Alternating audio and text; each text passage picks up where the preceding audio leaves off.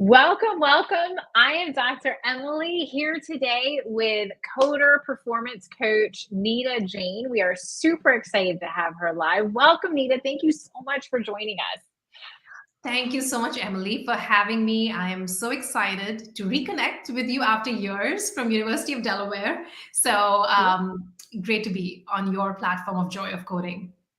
I love it. Super great. Super awesome to have you. So, our goal today is we're going to pick Nita's brain a little bit about what life was like as a developer, but also share where she's gone from there because she helps coders become as successful as possible and become amazing innovators and contributors to, the tech that's all around us, which is so awesome. And she helps people, really her specialty is blasting through any kind of barriers or blocks that might hold you back from having that tech career that you're looking for. Nita's going to tell us all about it. I don't want to steal from her story and her journey, but what I'm going to do is I'm going to pop a link in the chat for everybody so that you guys can see. You will get more out of this experience if you're able to complete that survey. It just helps. It's a self-assessment to help you understand where you are on your journey. Nita, would you like to share a little bit more about that?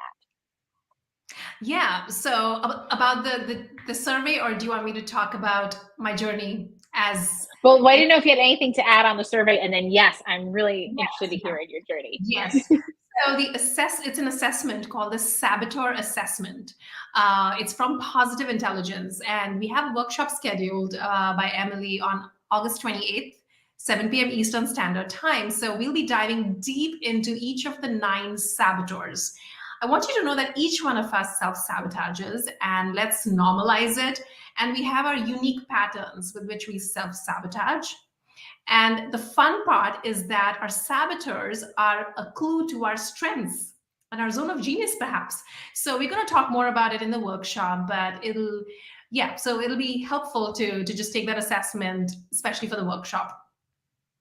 Nice. Awesome. I can't wait. And we are hosting that workshop inside the Joy of Coding Academy next Wednesday at 7 p.m. Eastern, 7 to 9 p.m. It's going to be awesome. We can't wait. So, Nita, thank you so much for that opening of really the focus of, self-sabotage is something we all do, but it has a particular vein in tech. And so this assessment is specifically designed to raise awareness on, are we inadvertently sabotaging ourselves and our success, and we didn't even realize it. So we're going to get more into that in a little bit. I think first it might be helpful for Nita to share her story on how she got where she is today and what her journey looked like. Nita, can you tell us more about that? Yeah, sure. Thank you for asking. So I am an engineer turned performance coach. So, and a little bit of flashback. So Emily and I, we went to University of Delaware together. So we reconnected years after on LinkedIn. But really, I was a CS grad. I was in tech for 14 years. And I kept switching careers within. I started off as a software engineer, as a programmer, moved on to data analytics, and then I finally got into leadership of product management. I was at Amazon and I burnt out. And I burnt out as a caregiver. Now, there are 2 reasons for burnout, and we'll be talking more about burnout in the workshop. But there is internal burnout, which is where we self-sabotage ourselves. And of course, there is the external factor in terms of the company environment, a type of manager. So there's obviously external factors at play, but we do have personal agency over our internal burnout, which comes through self-sabotage. And so I burnt out as a new mom, and I got into health and wellness. I got into nutrition, and I had a very circuitous journey through wellness. But where I landed on was wellness for tech companies. So I've kind of got back into technology as an outsider almost, but really focusing on engineers and technologists, because what I found is that we have unique patterns of self-sabotage. There's PagerDuty. Mm-hmm. There's a saboteur which we'll deep dive into at the workshop called as the hyper-rational saboteur, as well as the hyper-achiever saboteur, which I see a lot in tech companies. So I went back into Amazon is where I got back into corporate wellness, and now I do workshops and speaking as well as group coaching and office hours in tech companies. So it was I was very happy when Tech Joy and you came along, Emily, because you are my people. I love it. Super, super awesome. Thank you so much. So you started off in tech, you got really burnt out. So Neeta, how did your career evolve from there? Yeah, it was. I wish it was linear and pain-free. I started with the body. I started with physiology. In my TEDx talk, I talk about how I went to a nutrition school to eat better and work out more, only to realize when I got into the nutrition school that I was, a 9 out of 10 on nutrition and 8 out of 10 on fitness, but I was zero when it came to sleep and rest. I had very poor boundaries, digital as well as personal, and I had very poor sleep hygiene. And so then I also realized the importance of mental wellness. So I kind of started with physiology. I moved into the mindset and neuroscience. And so my journey as I evolved and was trying to find these solutions for myself and my coaching clients, I realized that no amount of Pilates or green juice is going to help my people. We need to also focus on our mental well-being and specifically self-sabotage. That's awesome. That's awesome. And so now, Anita, that kind of led you on your journey. So you're looking at health, you're looking at wellness, but then where did that grow into? Right now, I know like family comes into play, right? That's always as a professional woman, or parent in general. There's always a little bit of a detour in our journey. Are you able to help share with us like where your journey ultimately led you to? Yeah, it's ultimately led me to back into corporate. But what I realized, as you bring up an important point, Emily, about being a caregiver and really about boundaries and prioritization. Mhm. And that's what is really in my workshops and in my coaching. I focus a lot on how do we really, one, find out our values, our zone of genius, and we live in alignment with that. Um, I feel like there was a lot of pain that I went through in the past, which was because I wasn't prioritizing. I was saying yes to everything and not knowing what are my three big rocks in my life. And so I think what that's gotten me to now is peace. And so what I teach is how do we achieve peak performance with peace or high performance with happiness? Because those two can coexist. And that's my big message in every workshop and Awesome. talk that I do. Awesome. Awesome. That's amazing. I love it. So, so good. Wonderful. So, Thank you. from there, you've had such varied experiences, Nita. Thank you so much for sharing. And it's been such a long and winding journey, but now you've got this amazing career, right? You worked in corporate and you transitioned to coaching, and it's just so, so amazing. So now, as you move forward, we'll get into it a little bit. I was just curious because many of our audience are looking to become six-figure software developers or break into their first career in tech. Can you and that is a career that you got burnt out from. So can you tell us a little bit about what the typical day used to look like for you as a technologist or a developer versus, your dream day that you're living now? At least I'm assuming you're living it now. I'm getting close to, I mean, I'm getting there slowly but surely. Yeah. We're always chasing that horizon, aren't we?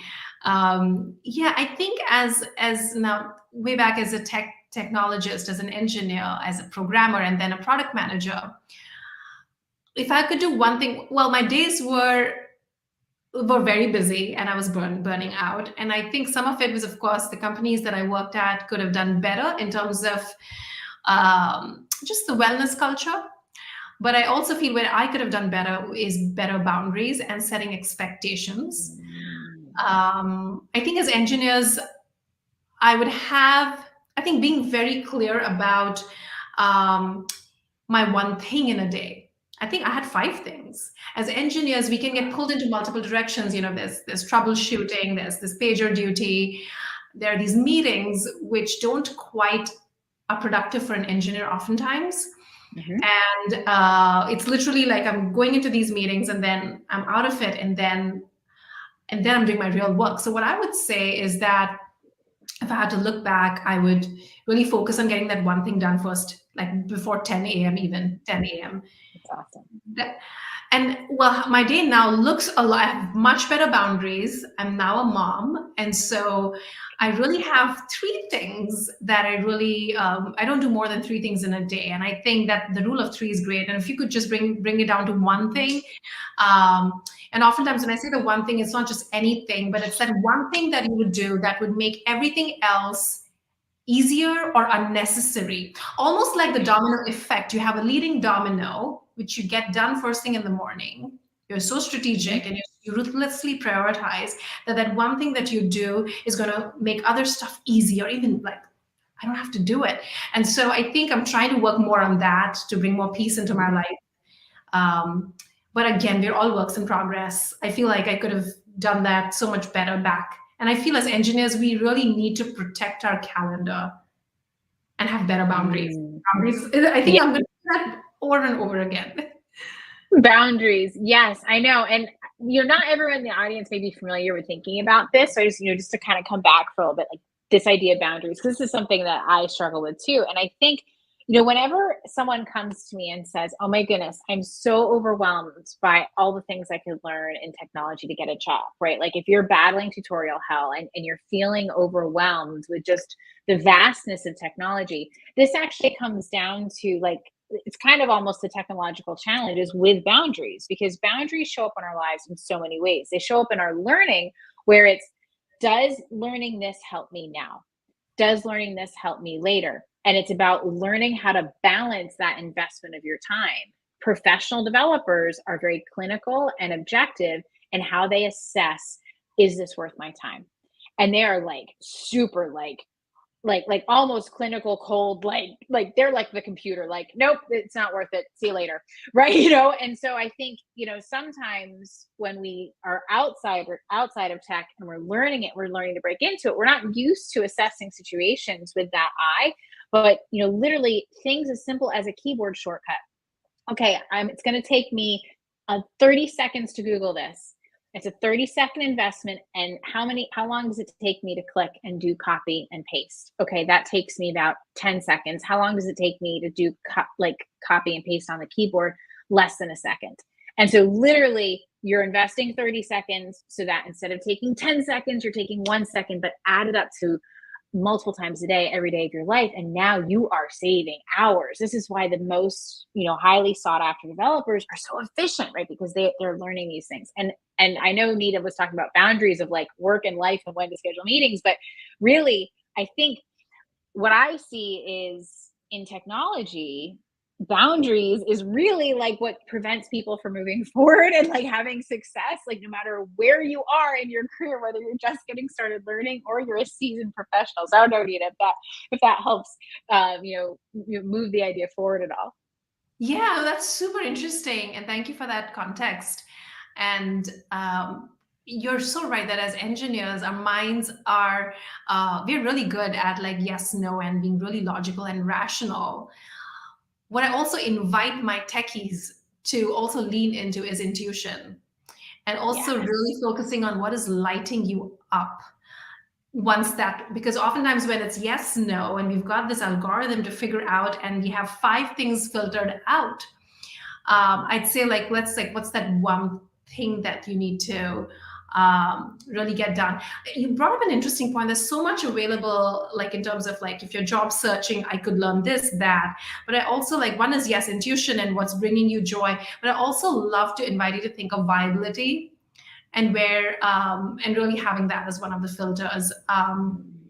When I coach some of my clients, and if they have a promotion, I have them do a promotion filter. I was working with somebody who's going from L6 to L7 at Amazon, and for her to-do list, there were 2 filters. There was should and could, and then there was an L7 filter. Is this something that's going to promote me? Then I do that.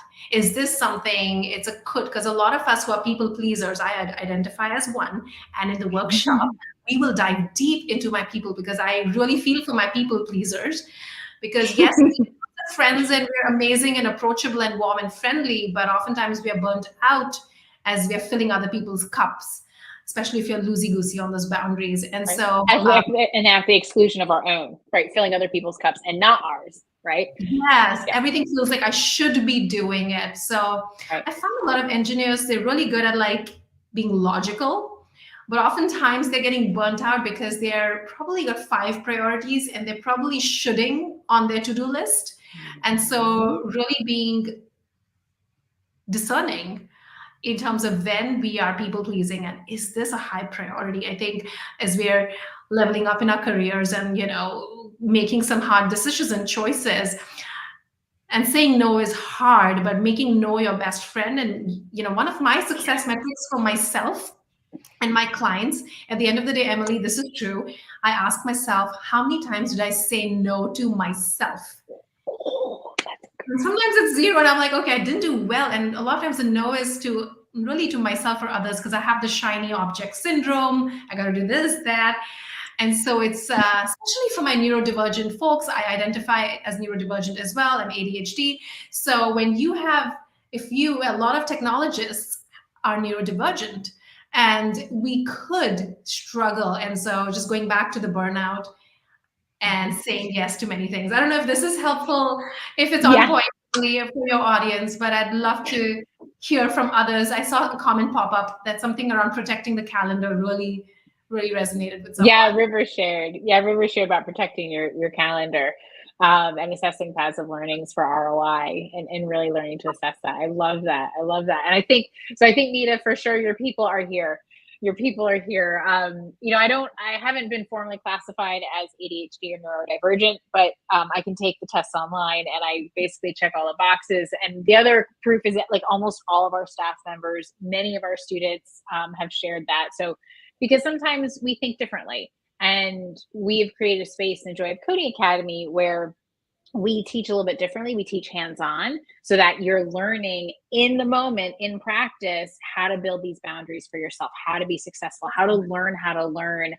Because at the end of the day, like if we put anyone in a classroom situation, there's very clear boundaries that they have not had to create themselves that do not set them up for success. This is part of the reason why there's a disconnect between success in the classroom and success on the job, because it's actually a very different type of environment.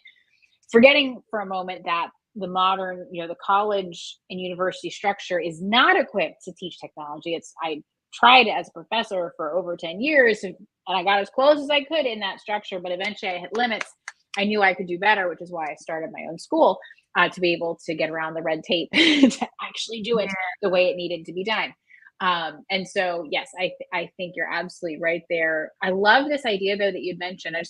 There's 2 things that I heard was intuition and no, right? So like getting that no down, it goes with those boundaries, because boundaries don't matter if you don't say no to the other side of them, right? It's like, this is the way my life works. That does not fit in my life. And sharing it and communicating in as kind and loving way as possible, so you're not like burning bridges everywhere, but by also, maintaining who you need to be. But that idea of intuition, right? I think as technologists, sometimes we don't always value that. I know that's something that I use a lot in business in my life, and in tuning in to like, well, what's most important for me right now? I know I should do X, Y, and Z over here on my to-do list, but oh man, my heart is calling me to go do this thing. I can't see it yet, but I know I need to go do that thing. And actually, sometimes that's how people end up in the Joy of Coding. So like, I just, I was never good in school, or I was never into technology, but I just feel called to, to do this thing. So wherever you are, keep going. Anything else you'd like to share, Neeta, on that idea of intuition? Because I feel like this is so rarely spoken about in the tech space. Well, thank you. I love that reflection, Emily. And thank you for the work that you do. I just want to give you a shout out that you're building that bridge from university to the industry, which I was like, you fall into the valley, which I did. And I see a lot of people do, right? On intuition. So my TEDx talk, which I know you heard, I talk about the left and right brain. And we are conditioned to love our left brain, which is the analytical, rational, doing brain. It's prized, we are rewarded for it since we are children, right? The outcome, the results, that's the left brain. The right brain is empathy, vulnerability. It's less about doing and more about being. And intuition falls in the right brain category. And it's not just for the artists and the creative folks, it's for everybody. And it's not just for women who identify as female, because historically, the right brain has been associated with the female gender. And one of my narratives is that no matter where you are on the gender spectrum, you have access to the left brain And we've been told that, oh, you're a boy, you'll be good at coding, whereas you're nurturing and you're more empathetic, you're probably likely you identify as female. So I'm kind of here to bust all of that. But so I want to just first clarify the left and right brain, feminine, masculine, which is part of my TEDx talk. But on the intuition, any calling that doesn't leave you is for you. So it's oftentimes we hear this calling, we put it on the shelf, and intuition is something that just will be there for you. And so anything that energizes you, anything that gets you excited, is something that you want to. We've been trained to not listen, and we've been trained to ask for data and evidence, and sometimes we don't have that. It's just a gut feeling, and there's value in both. So I was in the field of data science at Amazon, and so I value data, but I also wish on hindsight that I valued my right brain, my intuition. I love that. I love that. Thank you, Neeta. And just that idea that like the gut versus the evidence, right? Like, so when I first launched the Joy of Coding Academy, it was a bit of a leap. I was like, okay, I'm going to create this school that does all these things that have never been done before. And I knew in my heart that I needed to create it, right? It was a labor of love. And I knew that I could, I could really help more people get tech jobs by starting it than staying where I was. But the evidence told me the stable, safe path was to stay as a professor. Right. But I had found that kind of soul crushing because I had found a way in the university structure, despite all the limitations, I had found a way to consistently produce 6-figure software developers, and they got jobs left and right. But I had to sacrifice like my family time. And, as a mom of 5 kids, I couldn't do that. Wasn't sustainable. And to be honest, it wasn't sustainable for the students either, because I was giving them 2 degrees, one in how to do production software development and one in computer science, because that's what I was contractually obligated to teach. And so it really wasn't sustainable. So what I did to survive is I pulled back. And I hated that. If anyone's like an achiever out there who's like motivated by like the love of the thing and the art of doing the work, like, oh my goodness, it was soul crushing. I did it to survive so I could spend time with my family and pay the bills and live in the place that I wanted to live. But I was looking for more. I was looking for something better. And many students join us because they are looking for more in their lives and their careers. And so, but you're right. There was that gut, that leap of faith that I didn't have the evidence for. I didn't know if I could run a successful business. I'd never done it before. They don't give you a PhD for business. They give you a PhD because you know how to do research. They don't even give you a PhD because you know tech, right? So all of my training had been on how do I educate software developers versus how do I launch a successful business? How do I launch a coding boot camp? So sometimes some of our biggest, most impactful contributions in the world are when we actually follow our gut, and we might not know the reasons. And everyone around us might be saying, what, are you crazy? My husband's like, why can't you just be satisfied making almost $100,000 working for this job where you can't be fired? I was like, I know, honey, I'm sorry. I can't unsee this idea. I have to do it. And I think sometimes it's those leap of faith that in technology help us too. Like when we're debugging a problem and we're down the rabbit hole of debugging, you get that insight. You just keep looking at it. You're looking at the evidence, but eventually that inspiration, that gut comes in. So good. I don't need if you have anything to add. I just want to just celebrate you, Emily, from taking that leap of faith and listening to that intuition.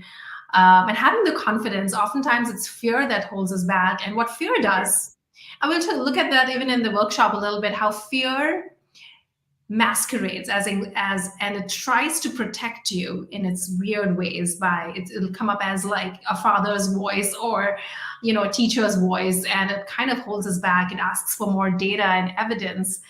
And sometimes we just have to trust our vision. And it sounds like you had a vision. Very powerful. I did. I had the idea in 2018, but it wasn't until and I kind of baby steps tiptoed into it, but it wasn't until 2021, the fall of 2021, that I really went all in, because I realized I got this insight. I was like, this is so cool. All of these coding boot camps are coming out.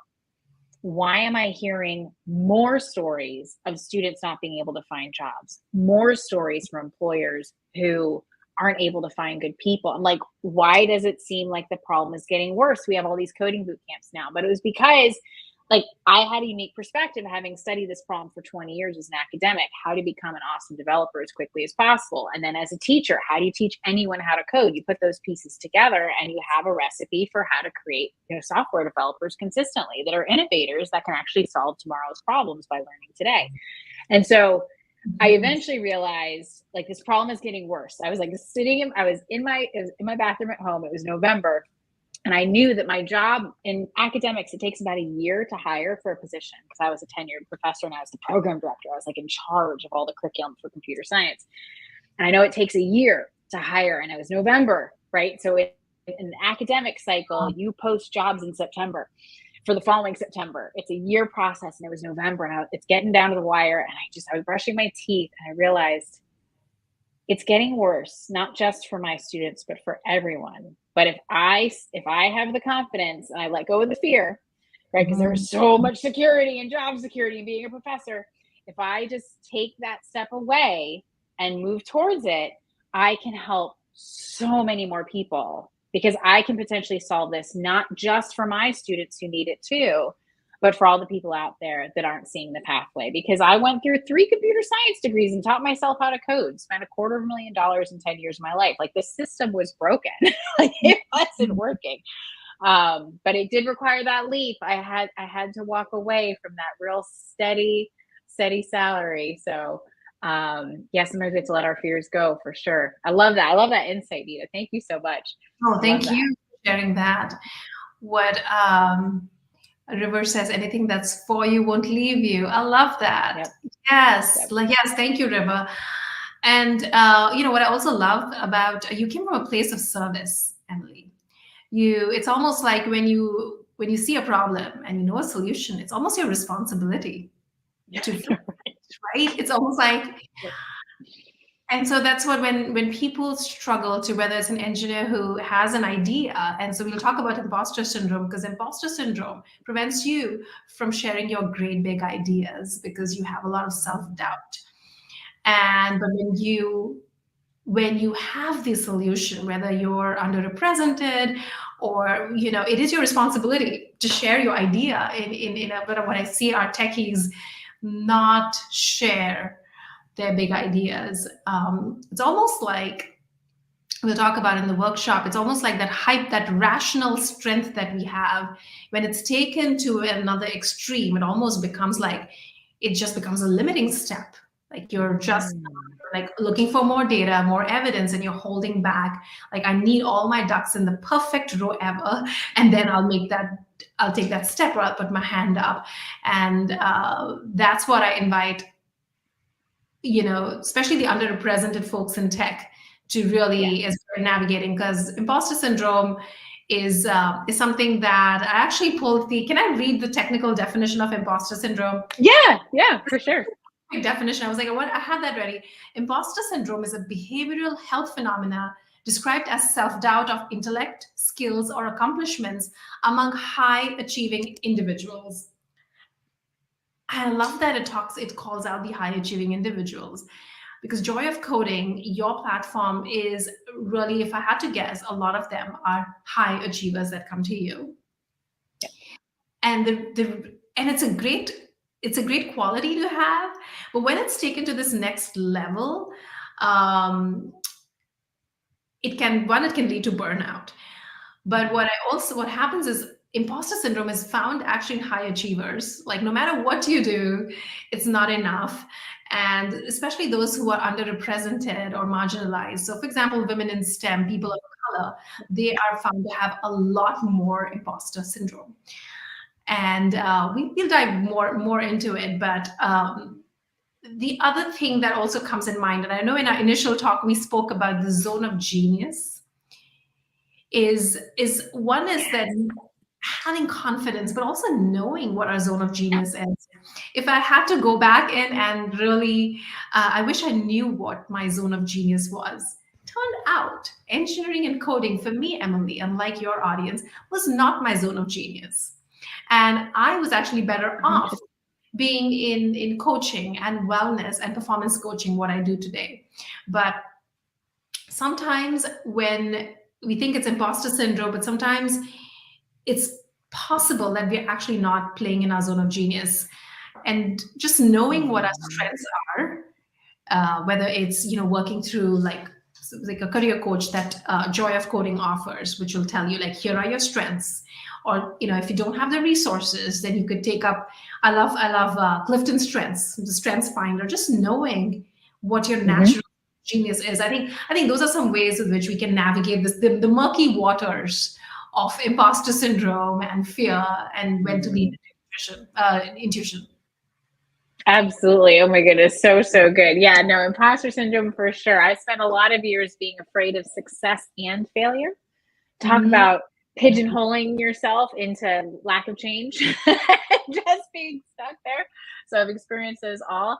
And you just needed to kind of bring this back up for level, because we spoke about, your talk was talking about how to become a top performer as a coder, right? Like you're a performance coach. And I just want to make sure it's clear for everybody watching today, the relationship, because we've been talking about things that aren't normally talked about in tech: imposter syndrome, self-sabotage, right? Boundaries, and like following your intuition, finding your genius zone, right? Like sometimes we get so focused on the tech and the frameworks, right? But it's really like, these are really important things. Like you can use the technology as a tool. You can use it to solve lots of kinds of problems, but which ones do you go after? Like your genius zone will help tell you that, and what role you might have.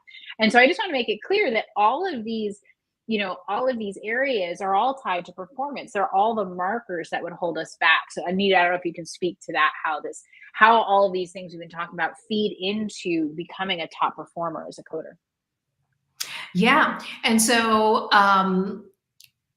what I have a 5P framework that I teach. River's really on top of it. And she's scored as a hyperachiever. That's right, 8.8. And imposter syndrome hit hard. Yeah, thank you. Yeah, thank you for taking the assessment. And my guess is that we have a lot of hyperachievers in the audience. So speaking of performance, right? We have been conditioned that high performance means you're like working round the clock. It's hustle and grind. It's all about outcome and results. And what I'd invite people is to consider performance as something that can coexist with peace and happiness and well-being. I think that's something that I feel like I have to always level set people. Like, what does a high performer look like? And I think in the age of, as we are talking about AI and humanity, even we are realizing increasingly that we are not machines. And so when I think of a high performer, I think of somebody who is fulfilled and satisfied with their job, and they're financially well. So it's more like a holistic well-being. But I also have a 5P framework of the path to being a high performer. And it's almost like a pyramid. The first P is physiology. So it really starts with taking care of our body, sleeping right, eating right. And so it's literally like the base, like meeting our basic needs. The second one is around productivity. So really around routines, habits, boundaries. The third P, which we'll dive in the workshop, is positive mindset. So how are we reframing our setbacks into a gift or an opportunity? The fourth P is polarity. My TEDx talk is around noticing the yin and yang in our careers, in our lives. And the fifth P is purpose. And there's an order to it. So what I made the mistake was when I was burning out at Amazon, I started questioning a lot about purpose when I was not hydrated, when I was not sleeping. I was only sleeping 2-3 hours. And so that's the order in which I teach. Like, the first question I'd have for somebody who's just had a baby in a high-tech company: are you even drinking water and sleeping? Because a lot of them get into this existential crisis. And so those are the 5 Ps, which we can dive deep in the workshop if you'd like, but that's the path to being a peak performer with peace. What was the second one? I missed it. I was just taking notes for everybody. Technology, it's productivity. So that's the low-hanging fruit, which is like having those atomic habits, building that morning routine. Because when we are nourished and taking care of our physiology, our body, and we have some routine and habits, and that's when I like to talk about the mental health. Because when I go into mental health and well-being and self-sabotage, when you are not well rested or hydrated. Your basic needs are not met, which I see all the time with burnt out techies.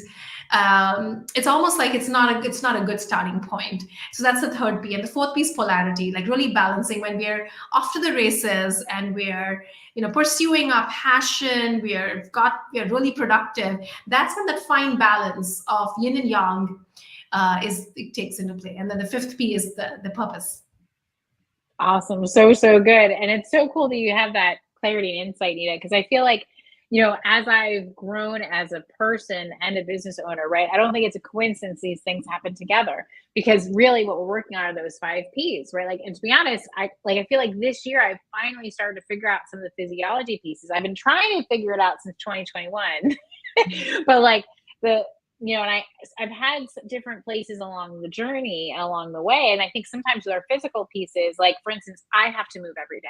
So I could either be yoga, it could be exercising. I've done these things over time. Right now in my life, I literally have to go for a walk every morning, at least 10 to 20 minutes, because if I don't, I make stupid decisions for the rest of the day that screw up the rest of my week. It's almost like there is like no point in walking through my day, and I might have to be late. I might have to not follow my schedule because I just know if I don't do it, because it's happened literally every single day that I slip, it's like at the end of the day, I reflect and I'm like, okay, that day went sideways. And guess what? I didn't get my walk that day. Oh, there you go. Right. Like, and so it's this process though of not just, of being aware, but also reflecting on it and looking to change it. It's all, kind of like debugging our lives. Like, what do we as humans need to be top performers, to show up powerfully for ourselves and our lives every single day, and not just show up powerfully for ourselves, but for our loved ones, for everyone that we're serving. So I just know I'm going to be a better educator. I'm going to be a better parent. I'm going to be a better business owner if I do this one thing that takes me about 10 to 20 minutes. So I might as well figure out how to get it in my day, every single day. And that becomes like the non-negotiable. To be honest, like I do some other things personally, like I'm a recently converted Catholic. I enjoy going to church. That one's not a non-negotiable, but I enjoy it. So I loop it in with my walk to make it like more fun for me, because I don't know. I don't care if I go for a walk in the morning, but apparently I require it, right? So it's like sometimes there's things that our bodies require and our minds require for peak efficiency. And what I notice with technologists is the high performing coders that I know that earn the 150, the 200K, the 300K and up positions and the salaries, they learn these things for themselves. Okay, I have a really tough problem. Okay, these are the 5 things that I can try to see if I can solve that problem. Let me go for a walk. Let me sleep on it. Let me go hang out with friends. Let me have a meal, right? Like they're literally going down your 5P framework, specifically in the physiology and physical body space, to like, and identifying, okay, these are things I can do to turn my brain on and be at peak performance. Love that. Yeah. And I'm glad that you figured out for yourself, right, Emily, that walk is a non-negotiable. And you also touch upon, like, not to get too much into this mind, body, spirit. We've always heard of that, right? It's all connected, right? Going to the church or having some kind of, everybody has a different tool where they access it, but it's about taking care of you and oftentimes as peak performers, as overachievers, we forget that we have finite capacity. And so the productivity piece is also a good one to layer in, is like that's where the no's and the boundaries come in, prioritization. And yeah, so it's all so connected, and just finding your unique, finding your sort of like your elephant in the room. It's like the car in the blind spot we don't want to see. And each one of us, did we get frozen, Emily? I feel like I froze or you froze. Oh, okay. I'll be back. I did. I lost you for a second, and I think it might, I don't know. I think it might be me. Okay. I think it's coming back. I'm so sorry. Yeah. Oh my goodness, Neeta. That was so amazing. Do you have us now? I can see me. Yes. Can you see me? I can see you. I can hear you. Can you see me and hear me? Yes. No? Yes, I can. All right. Awesome. Hopefully it's good. I can see you now. Awesome. Neeta, are you with us? I am. Can you see me and hear me now? I can hear you. Yes, we can. I can. I love that. And I just love, how you're talking about that, the mind, body, spirit pieces, and how we really, each of us have a responsibility to ourselves to figure out how we operate optimally, right? We accept that, if we want to go in that direction, we're all infinite beings, but operating in this finite capacity. And so we have to figure out how the game is played. And for us, it might be different from the person down the street. Like, for instance, I know that my body likes yoga, but that's not a non-negotiable. The walk is, right? And so, like, learning, and maybe there is a non-negotiable with yoga. I haven't figured it out yet, but that's part of my job. Is like, eventually I realized that I must sleep and walk and eat well, or I make really dumb decisions that don't take me where I want to go. And then I just end up living in a space I don't want to be anymore. So I have to go to those things. So to get to those other things I want to have, I need to do these. And so for me, having that relationship, and it takes a little bit of trial and error, but knowing and being able to identify, okay, these things are markers when I'm having awesome days. Like, I made it my goal that I can wake up and have an amazing day every day. And so I planned it out the night before, and then I operate, and I'm a little bit flexible, but I'm learning what are the things that I require in my life to have those 5 Ps, to have that beautiful day every day. And then eventually you figure out where you divert and you didn't have a beautiful day. That's how you learn, oh, this is required. I don't know, Neeta, that's how I go about it. You're very experimentally. I don't know if you have any tips for how we can identify, what's required for our top performance. Yeah. And so in the workshop, Emily, there will be a workbook where we'll be actually workshopping this, and we'll be figuring this out. So it comes alongside with the workbook. Do the assessment, find your 3 saboteurs, the top 3 saboteurs.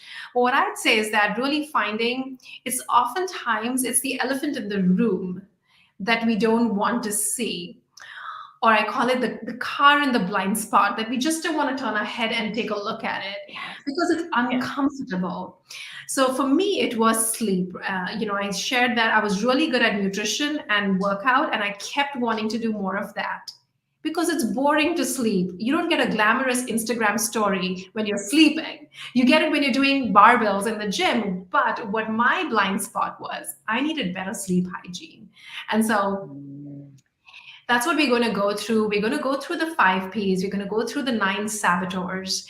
And at the end of the workshop, each one, it's almost like a unique thing. Like for me, it was sleep, but for somebody else, it's movement. For somebody else, it's food. Like they have emotional eating patterns. And so it's really finding that one thing that's going to be the leading domino. It's like you do that one thing and everything goes well. So for me, my domino is sleeping early, because I have a delayed sleep cycle with ADHD. So it's really a good evening routine, a good morning routine, like 5 minutes. And so really figuring out what that leading domino is that you need to work on. So it's almost like wellness and high performance is like a strategy. It's like, what's the move we play? And so hopefully at the end of the workshop, and we'll do some laser coaching and Q&A as well in our session on 28th, we'll help folks identify what's their plan and how are they going to prioritize it. It's almost like, it's a strategy, yeah. That's awesome. I love that. And so just to answer your question, River, Neeta's going to be talking to us. We're inside the Drive Community Academy, so you'll be able to attend. We'll be having a workshop on this specifically where we're going to go into more detail next Wednesday at 7 p.m. Eastern. So stay tuned. I'll be sending out the information on that shortly, folks. So that's super awesome. Oh my goodness, Neeta, this was so amazing. I do have like one final question for you. It's a little bit off topic, but I was curious, what inspired you to learn to code? Because you told us that in the end, it wasn't necessarily your genius zone, although it was a pathway to your genius zone. But what inspired you to start in the first place? Oh, well, thank you for asking. And I share about this in my TEDx talk when I introduced my journey, which is, so when I was growing up in India, I had the American dream. I had 3 things in my list, like come to United States, work at Microsoft at the time. This was when Microsoft was the rage growing up. Second was, marry a decent guy and start a family. And third was buy a home and live the American dream. So when I ticked all those 3 boxes, I was still burnt out, right? But I think when you live in a country like Asia, growing up, there was a societal conditioning to only focus on engineering or medicine, and there's nothing else. And so that's why I'm really passionate about zone of genius. That and as a mom to a boy, I really love not just our children, but just all of us to just be more in sync with what our natural essence is and what our zone of genius is. And intuition and listening and coaching wasn't really something that anybody helped me identify.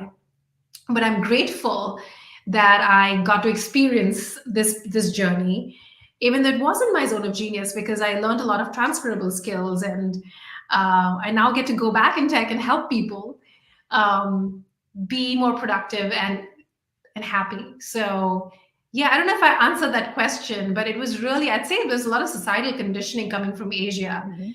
and wanting the American dream.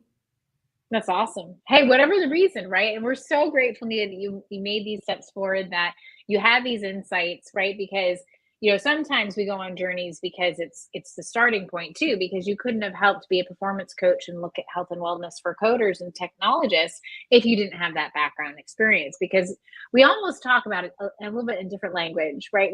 In technology, we speak, in different ways. It's definitely its own community with its own vocabulary, and to be a part of that and to help reach us, right? You had to come through that to be a part of it. It's kind of like the difference if you have a project manager who has tech experience versus not. They're gonna lead and reach their team in different ways.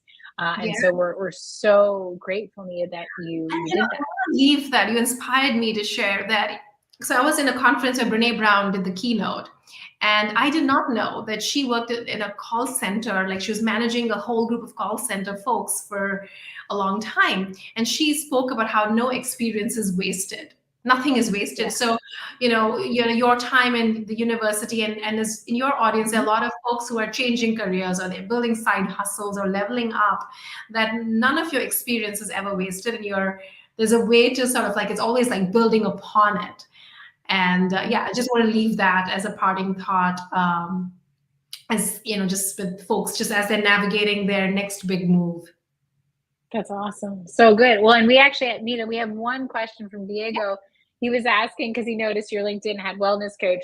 But you were coding in Amazon, right? Can you speak to the specific coding position that you did have? Yeah, so at Amazon, by the time I reached Amazon, I was a product manager. So, and I was in the data science team. But when I really started off, I was C++. I was in. Yes.